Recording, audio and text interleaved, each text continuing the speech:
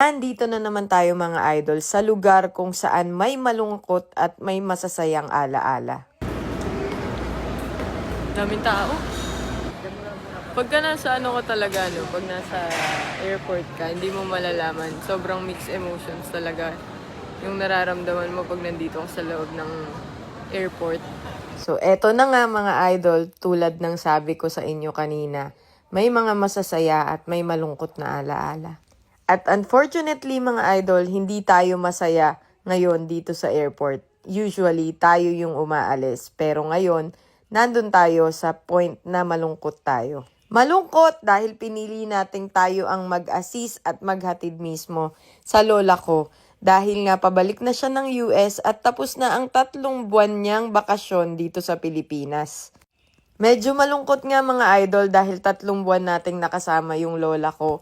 After ng ilang years niyang hindi pag-uwi dito sa Pilipinas, ngayon dadating na naman yung oras na babalik na naman siya ng US. Ang hirap talaga mga idol pag nasanay ka ng kasama mo, no? Buti na lang inassist ko siya sa flights niya at medyo busy akong hindi maramdaman yung emosyon at yung pagkalungkot ko. Medyo mahirap din kasi dahil mag-isa nga siya sa flight niya.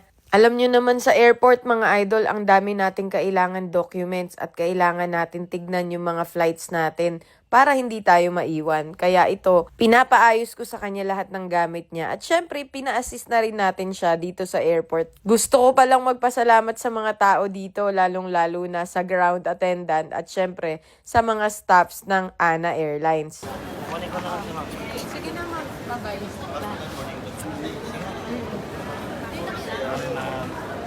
Bumalik ka ulit. At ayun na nga mga idol, hindi ko na lang din pinapansin yung nararamdaman ko. Pero medyo mabigat na dahil uuwi nga ako ng bahay na wala siya doon, wala akong aalukin ng pagkain. Hindi mo alam kung ano mararamdaman mo paglabas ng airport. Ito talaga yung lugar ng masasaya at malulungkot na memories eh. Ito ang pinakaunang malungkot na araw sa taon ko ng 2025.